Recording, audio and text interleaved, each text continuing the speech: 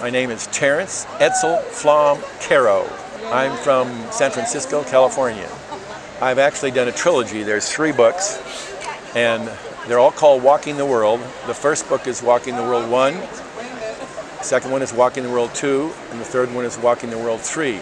They're a trilogy about the migration out of Africa by Homo sapiens when the population was only 30,000, 80,000 years ago, and tribes started leaving Africa. And book 1 is about the migration out of Africa to Europe, all the way up to Finland, where my 4 grandparents are from. They migrated from Finland to the United States 100 years ago. Book 2 is about the migration to Asia, to Thailand, because it's the geographical gateway to most countries in China, including Malaysia, Indonesia, Laos, Cambodia, Vietnam, and China. And book 3 then is the migration to the Americas by the Native American Indians across the Siberia, the land bridge to Alaska, and down into the Americas. While I was doing the book, I decided that I would put my 2 daughters and my wife on the cover. So in book 1, my older daughter, Brittany, is a sun goddess in the sky above the Aurora Borealis on the cover. And book 2, I took my younger daughter, Kayla, to Thailand to an elephant camp, and she's there with that elephant giving her a big hug. And book 3 is my wife on there wearing that Indian necklace, which I got from the Smithsonian Indian Museum in Washington, D.C., because my wife is, besides being African American, her great-grandparents are from Mississippi, and they were part Choctaw Indian. So I have stories about several tribes, including the Choctaw Indian tribe in the 3rd book. One of the things that got me really interested was many years ago, I was only the 2nd person in our family to go back to Finland and visit the 4 grandparents' farms, dairy farms. And when I arrived, I took a train from Helsinki to central Finland, and by surprise, 40 people were waiting for me at the train station. 40 people. And so they wanted to meet this American who was only the 2nd American that had come back after 100 years. And so then, while I was at the Kero farm, which has been in the family 3 centuries, okay, where my grandfather grew up before he migrated to the United States, I learned about the family tree. I then participated in putting the family tree together for not only the people who lived in Finland, but the 3 brothers that had migrated to the United States. I put together a family tree that went back 300 years. So I got really interested in the heritage of the Finnish family tree. As a result of that, I had a discussion with one of my uncles, and I said, from Finland, where did the family live before 300 years ago? And they said, we don't know. So that's when I decided I was going to research, go back farther, and take it even a step further.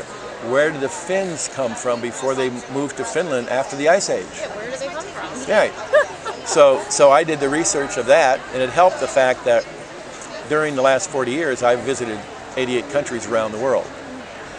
So I did a lot of research using the fact that hunter-gatherers back in time didn't domesticate crops or raise animals until 10,000 years ago. So when they left Africa 80,000 years ago as a small clan or tribe of 50 to 100, they were hunter-gatherers. The men hunted animals to kill for meat, and the women gathered edible plants. And they also followed rivers for fresh water. So I used rivers as a lot of the migration paths in my books. I even have maps of showing the actual migration paths, at least to my best of knowledge, from Africa to Finland, all the way. Again, 80,000 years ago, the total population in the world was estimated to be 30,000, and it was all in Africa, East Africa, mostly the Great Rift Valley. Now, they all had black skin, and why? Because if you live near the equator, there's a lot of ultraviolet light, and you needed melanin in your skin to protect you from your skin from getting burned. So that's why black people in Africa have that's why their skin is black. Well, why is my skin white? It's because if you migrate north, you have less ultraviolet light that reaches your skin.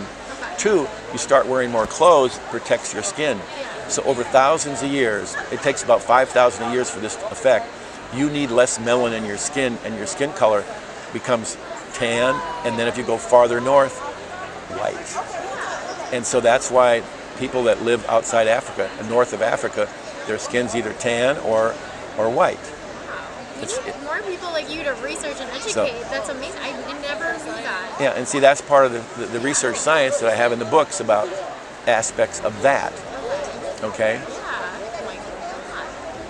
What else is there I didn't know about? Okay, now why do I have blue eyes? Yeah, no, tell me. Okay. How come I don't have blue eyes? Okay, why? In fact, why do Northern Europeans have blue eyes, Yeah. and the people in Asia don't? Yeah. Okay, that's a little different effect. We have 23 chromosomes, okay, pairs, and it turns out that there's a mutation over time, and when people were migrating up through Europe, they had a mutation that changed eye color from brown and black to blue. It was a mutation. How did that happen? It's a mutation. The same thing that causes diseases.